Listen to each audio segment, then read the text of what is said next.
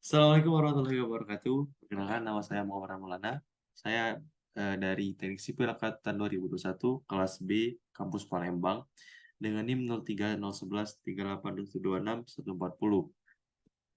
Jadi, kali ini saya akan menjelaskan tentang materi K3, yaitu berkaitan dengan APD. APD atau alat pelindungan diri. Dari sini saya bakal ngejelasin beberapa subbab. Pertama ada pengertian APD, tujuan penggunaan APD, jenis-jenis APD, dan masalah pemakaian APD. Nah, kita mulai dengan pengertian APD.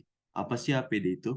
APD itu sejatinya adalah alat pelindung diri yang digunakan untuk melindungi para pekerja terhadap kecelakaan maupun penyakit akibat adanya paparan atau kontak bahaya potensial dalam lingkungan keras, baik itu biologis, kimia, maupun fisik. Jadi intinya alat ini itu digunakan untuk melindungi dari diri pekerja itu sendiri. Bisa dari benturan, bisa dari tadi lingkungan atau biologis, kimia, maupun fisik. Nah, di sini saya akan menguraikan apa aja bahaya-bahaya biologis, kimia, maupun fisik. Namun sebelumnya, sepenting apa APD itu? APD itu sangat penting bagi pekerja untuk melindungi para pekerja apabila ada bahaya, seperti bahaya biologis. Bahaya yang berasal dari tanaman, binatang, organisme, atau mikroorganisme yang kemudian masuk ke dalam tubuh kita yang dapat mengancam kesehatan, serta dapat juga dari pekerja yang menderita penyakit tertentu yang dapat menularkan virusnya kepada pekerja lain seperti TBC, hepatitis, atau B. Jadi bahaya biologis ini lebih mengacu kepada kesehatan pekerja. Misal, ada satu pekerja yang kondisi kesehatannya kurang baik dan pada saat itu dia masuk kerja.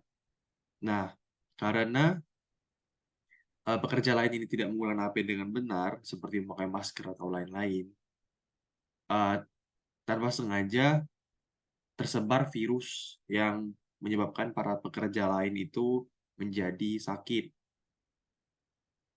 Nah, contohnya seperti flu, batuk, atau demam kalau di lingkungan pekerjaan biasanya. Lalu kedua ada bahaya fisika. Bahaya fisika ini potensi bahaya yang dapat menyebabkan gangguan kesehatan terhadap tenaga kerja yang terpapar secara terus-menerus oleh faktor fisik. Nah, faktor fisik di sini uh, seperti kebisingan, penerangan, getaran, iklim kerja, gelombang mikro, dan sinar ultra ungu. Nah, contohnya itu seperti kejatuhan batu bata dari dalam konstruksi atau jatuh, tersandung, ataupun pada saat naik tangga itu tidak safety, atau bisa kayak terjepit di suatu bahan bangunan kayak gitu, atau ya paling parahnya itu jatuh atau luka. Jadi lebih ke fisiknya yang terganggu. Kebisingan bisa jadi tidak menggunakan alat yang dinamakan earmuff yang menyebabkan gangguan pada pendengaran. Penerangan juga biasanya bisa disebabkan oleh pekerjaan las, seperti kita tidak bisa mengelas tanpa menggunakan yang namanya kacamata untuk las. Lanjut, bahaya kimia. Nah, bahaya kimia ini berasal dari bahan kimia yang berpotensi berbahaya dan mengurangi risiko cedera, penyakit, dan dampak lingkungan negatif. Bahan kimia ini berpotensi menyebabkan kebakaran, ledakan, atau reaksi kimia berbahaya, pencemaran udara. Hal ini dapat mengancam nyawa pekerja dan merusak lingkungan. Nah, bahan-bahan kimia ini biasanya ditemukan di bidang-bidang lab, gitu. Lab atau pengujian-pengujian yang bisa menyebabkan benda itu berbahaya bagi lingkungan maupun bekerja. Contoh reaksi kimia yang mudah terbakar, ledakan, yang intinya itu eh, beresiko tinggi. Jadi kimia itu bahan yang sangat sangat berbahaya jika tidak diatasi atau diperlakukan dengan baik.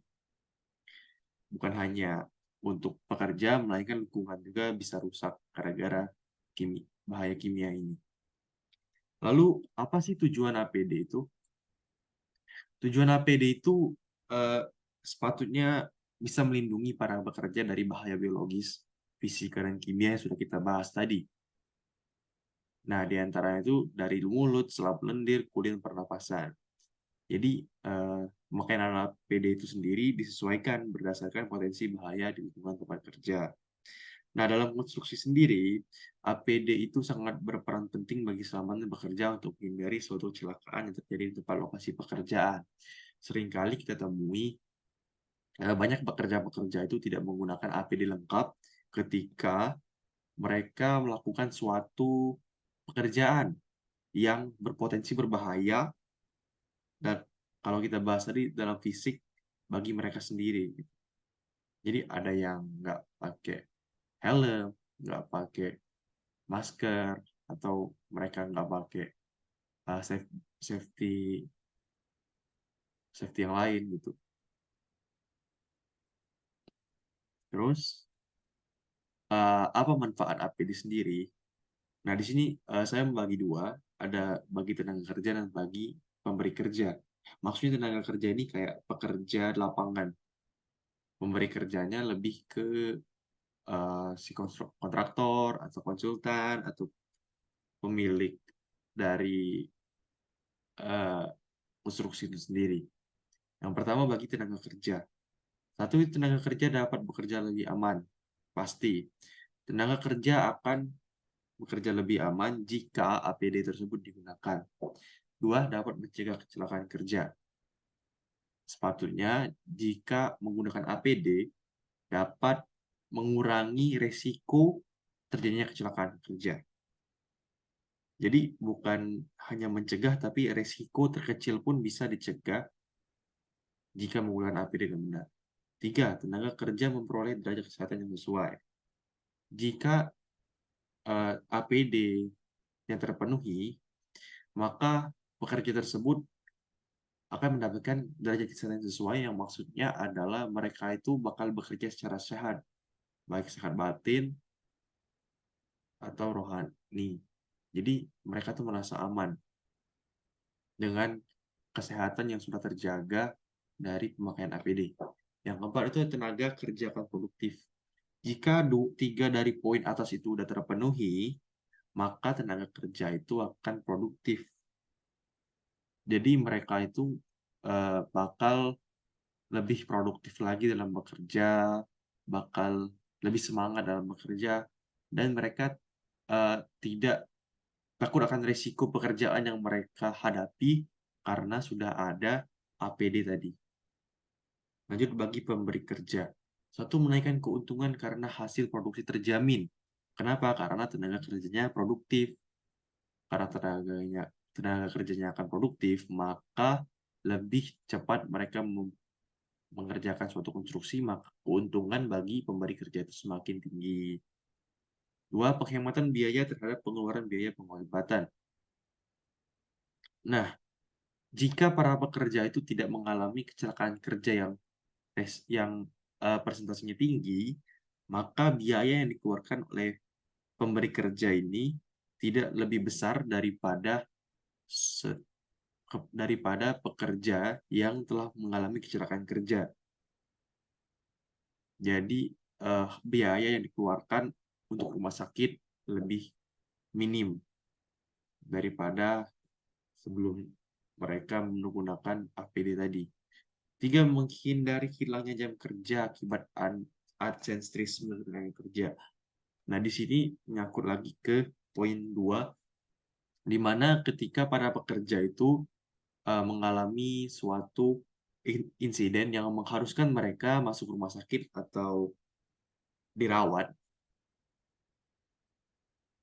Jika para pekerja itu dirawat atau masuk rumah sakit, kan bakal tersita jam kerja yang mereka harusnya gunakan saat di suatu konstruksi, tapi jam kerja itu tidak digunakan sebaiknya seharusnya karena mereka harus dirawat atau mengalami pengobatan. Jadi jika mereka menggunakan APD tadi, dapat menghindari hilangnya jam kerja akibat terorisme tenaga kerja. Jadi jam kerja itu bakal maksimal tanpa adanya hambatan secara fisik maupun mental bekerja. Lanjut. Nah, jenis APD itu ada apa aja sih? Kenapa kayak APD itu penting bagi setiap fisik pekerja? Yang pertama ada helm. Fungsinya itu pelindung kepala. Helm safety bagi pekerja itu untuk melindungi diri dari kejatuhan benda, baik itu tajam maupun tumpul. Helm safety juga dapat melindungi dari panasnya sinar matahari atau cuaca ekstrim yang berubah-ubah saat di tempat kerja. Penggunaan helm ini sangat penting bagi para pekerja, bukan para pekerja saja, melainkan kontraktor, konsultan, surveyor, ataupun pengunjung-pengunjung yang akan datang ke tempat konstruksi. Karena sejatinya yang paling berpotensi berbahaya jika mengalami cedera itu adalah kepala. Jadi helm itu sebagai garda utama dalam melindungi para pekerja. Karena banyak sekali kasus-kasus di luar sana yang dimana banyak pekerja ataupun aktivis di dalam konstruksi itu mengalami cedera bagian kepala karena tidak menggunakan helm ini. Lalu yang kedua ada kacamata. Nah, kacamata ini digunakan untuk melindungi mata dari debu, tapi juga melindungi sinar UV atau sinar matahari. Dan juga biasanya digunakan dalam teknik pengelasan atau sedang berada di kawasan yang sangat berdebu untuk membantu penglihatan. Nah, kembali ke pengelasan tadi, seringkali kita lihat pada saat pengelasan, dilakukan pengelasan, pasti ada sesuatu yang suatu alat, bisa kacamata, bisa kayak topeng, untuk membantu kita dalam melakukan pengelasan agar percikan api yang dikeluarkan oleh alat las tadi tidak mengenai mata kita yang akan berakibat fatal. Justru kacamata dan topeng itu bisa um, mengatasi percikan-percikan api tersebut. Jadi mata kita itu tidak akan cedera akibat pekerjaan yang kita lakukan. Jadi ada masker. Untuk kategori pelindung pernapasan ini bisa digunakan di kondisi tertentu. Jika di lingkungan kerja kondisi udara cukup buruk dan berdebu, gunakan masker sebagai pelindung pernapasan. Masker ini sebenarnya digunain pada saat kondisi yang mungkin mengharuskan para pekerja itu menggunakan masker. Contoh saat keadaan berdebu yang mengganggu pernapasan si pekerja. Justru masker ini menjadi pelindung bagi pekerja tersebut.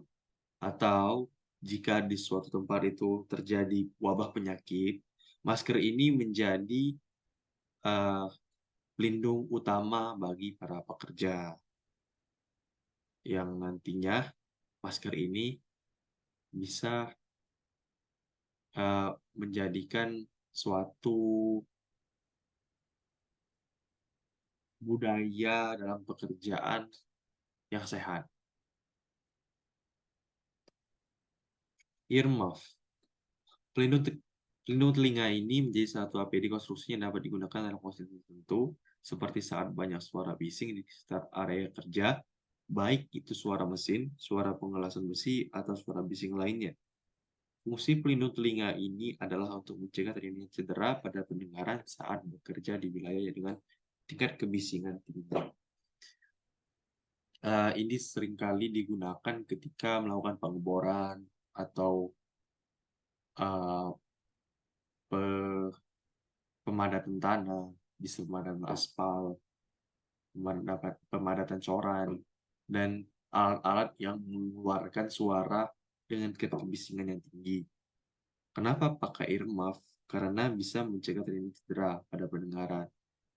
Karena pada sejatinya pendengar manusia itu kan ada beberapa hertz yang bisa didengar. Jadi jika terlalu bising, maka gangguan akan terjadi ke telinga para pekerja sehingga takutnya akan mengalami dampak yang sangat buruk bagi pekerja. Oleh karena itu, earmuff dapat meredam suara bising itu sehingga dapat terasa nyaman didengar oleh para pekerja. Sarung tangan. Bagi pekerja konstruksi, perlindungan pada tangan merupakan salah satu hal yang krusial. Ada berbagai pekerjaan yang berisiko mencederai tangan saat di area konstruksi. Untuk itu diperlukan sarung tangan safety untuk para pekerja. Sarung tangan safety ini menjadi penting karena dapat melindungi dari luka abrasi dan luka tusukan benda tajam. Nah, sarung tangan ini sering digunakan bagi pekerja ketika melakukan suatu kegiatan yang menggunakan uh, tenaga fisik seperti mengangkut barang, mengangkut baja, atau uh, memindahkan agregat-agregat atau bahan-bahan dalam konstruksi itu yang takutnya akan melukai tangan si pekerja tadi. Body harness. Untuk dalam bekerja di ketinggian sudah diatur dalam Permenaker nomor 9 tahun 2016, di mana saat pekerja berada pada perbedaan ketinggian 1,8 meter, maka sudah dianggap bekerja di ketinggian. Untuk itu, dalam suatu situasi tertentu, para pekerja harus menggunakan APD proyek konstruksi yang melindungi saat bekerja di ketinggian. Beberapa produknya seperti body harness dan lanyard. Body harness ini sering digunakan pada pekerja-pekerja yang bekerja pada ketinggian seperti proyek gedung 10 lantai, 20 lantai, hotel, ataupun menara sinyal. Nah, body harness ini sangat penting karena kenapa? Karena body harness ini sebagai penahan dari pekerja tersebut agar uh, tetap bisa bekerja di ketinggian. Dan penggunaan body harness ini tidak bisa sembarangan karena dapat membahayakan si pekerja itu. Jadi pemakaian body harness ini harus diawasi secara profesional. Jangan sampai terjadi suatu kesalahan yang membuat penggunaan body harness ini salah dan dapat mencelakai si pekerja. Ini sepatu. Untuk bekerja dalam proyek konstruksi yang penuh dengan mesin, alat berat, dan banyak aktivitas fisik, pelindung kaki sangat diperlukan. Fungsi pelindung kaki adalah untuk melindungi dari tertimpa benda berat atau saat melalui area yang banyak genangan air. Jadi penggunaan sepatu konstruksi ini sangat penting bagi para pekerja, terutama mereka yang bekerja di suatu proyek konstruksi bangunan atau bangunan ataupun jalan dan lain-lain lah. Karena sepatu ini menjadi pelindung utama bagi kaki para pekerja yang ditakutkan akan berakibat fatal jika tidak digunakan, seperti mereka bisa tertusuk paku uh, atau bakmur yang ada di lokasi kerja, ketimba batu bata ke arah kaki, ataupun pada saat uh, mereka pergi ke suatu daerah yang kurang baik medannya, sepatu ini bisa menjadi faktor penunjang bagi para pekerja. Lalu ada rompi. Fungsi rompi safety adalah agar lebih terlihat saat bekerja di area minim cahaya. Rompi safety sangat penting agar risiko cedera saat bekerja di area minim cahaya bisa dihindari. Penggunaan rompi di sini uh, sangat penting karena ketika suatu pekerja itu bekerja dalam cahaya minim seperti malam hari ataupun di dalam gorong-gorong, ataupun di dalam goa. Rompi ini sangat penting dalam pencarian seorang pekerja. Jadi rompi ini sangat sensitif terhadap cahaya. Ketika cahaya tersebut dipancarkan ke arah rompi, rompi ini akan memantulkan cahaya itu kembali ke ke asal cahaya. Jadi ketika mungkin dilakukan evakuasi dalam rekonstruksi, maka tim pencari akan lebih mudah mencari pekerja tersebut karena eh, rompi tadi dapat memantulkan cahaya kembali. Dan jika para pekerja yang tidak menggunakan rompi, maka akan terjadi kesusahan dalam pekerjaan di minim cahaya. Lalu kita udah bahas beberapa alat APD yang bisa digunakan bagi para pekerja dan wajib digunakan bagi para pekerja. Lalu apa masalah penggunaan APD? Masalah penggunaan APD di sini lebih ke masalah si pekerja dan pemberi kerja dalam APD, dalam penggunaan APD. Pertama, APD itu tidak digunakan dengan benar. Pekerja yang telah diberikan APD harus diberikan pelatihan yang benar tentang cara penggunaan alat pelindung diri. Beberapa perusahaan mungkin sudah menyediakan APD bagi pekerja. Nah, APD ini kan harus dipakai dalam suatu proses proyek konstruksi dengan benar. Dengan benar di sini, maksudnya adalah mereka sudah menggunakan APD itu sesuai dengan fungsinya, seperti menggunakan helm untuk kepala, kacamata tadi, sarung tangan, tangan, dan sepatu yang melindungi kaki dari para pekerja, dan diberikan pelatihan tentang cara penggunaan alat pelindung diri. Jadi banyak pekerja-pekerja itu yang tidak menggunakan APD itu secara benar dan menyebabkan resiko kecelakaan yang tinggi bagi mereka. Kedua, tidak dirawat atau disimpan dengan benar. Pekerja yang telah diberikan APD harus diberikan pelatihan yang benar tentang cara penggunaan alat sendiri. Beberapa perusahaan mungkin sudah begitu. Sebelumnya maaf ini saya saya lupa mengganti materi yang ada di sini. Yang seharusnya di sini tidak disimpan atau dirawat dengan benar ini, para pekerja biasanya setelah melakukan kegiatan konstruksi, mereka tidak eh, merawat atau menyimpan APD mereka dengan baik, ataupun perusahaan itu tidak menyimpan dan dirawat dengan baik. Kenapa harus disimpan dan dirawat dengan baik? Karena maintenance dalam suatu alat itu harus benar. Mengapa harus benar? Karena jika tidak benar perawatan atau penyimpanan itu, alat-alat tersebut akan rusak ataupun tidak layak digunakan karena tidak dirawat tadi. Dan jika alat tersebut rusak, sudah sepatutnya alat tidak bisa digunakan lagi oleh si pekerja. Dan alat itu menjadi sampah bagi perusahaan karena tidak bisa digunakan lagi. Lalu selanjutnya adalah APD yang tidak kompatibel. Kerja yang menggunakan APD yang tidak kompatibel yang digunakan secara bersamaan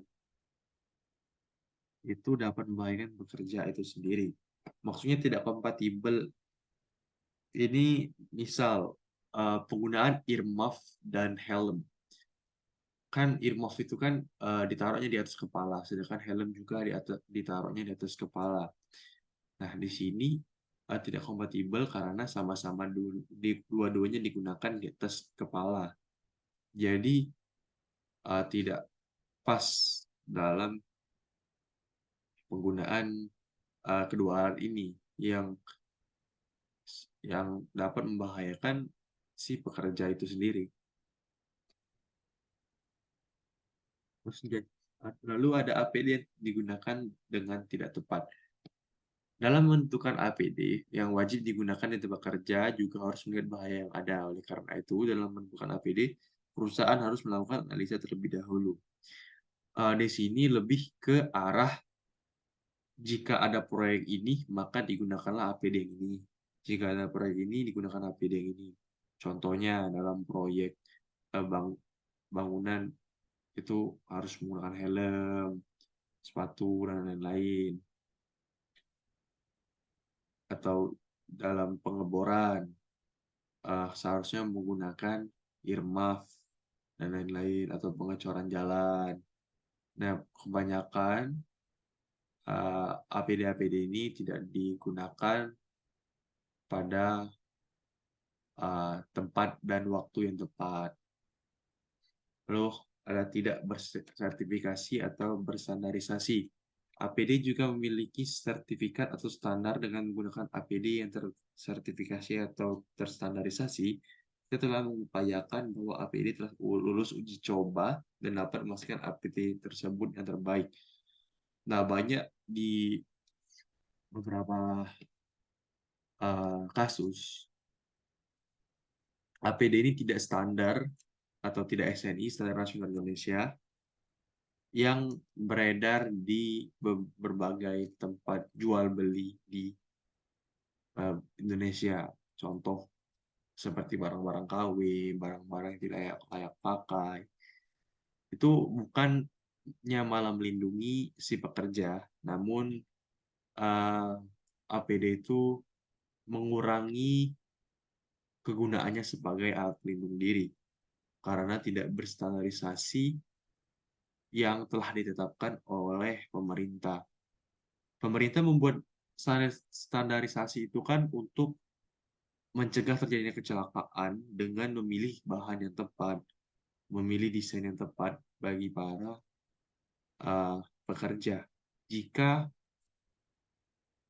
alat tersebut tidak standarisasi, desainnya kurang, ketebalannya kurang, ataupun malah desainnya itu tidak sesuai dengan apa yang biasanya digunakan oleh para pekerja, itu bukan malah melindungi pekerja, namun dapat mencelakai pekerja itu sendiri. Jadi dianjurkan bagi para perusahaan jika ingin meng-hire suatu pekerja itu udah dilengkapi dengan APD-APD yang terstandarisasi. Ini ada tips. Kesalahan alat pelindung diri di atas bisa menjadi acuan kita dalam memastikan APD yang kita pilih dapat efektif mengendalikan bahaya kerja. Dengan menghindari 5 hal di atas, kita dapat memastikan program pengendalian bahaya menggunakan APD dapat berjalan efektif.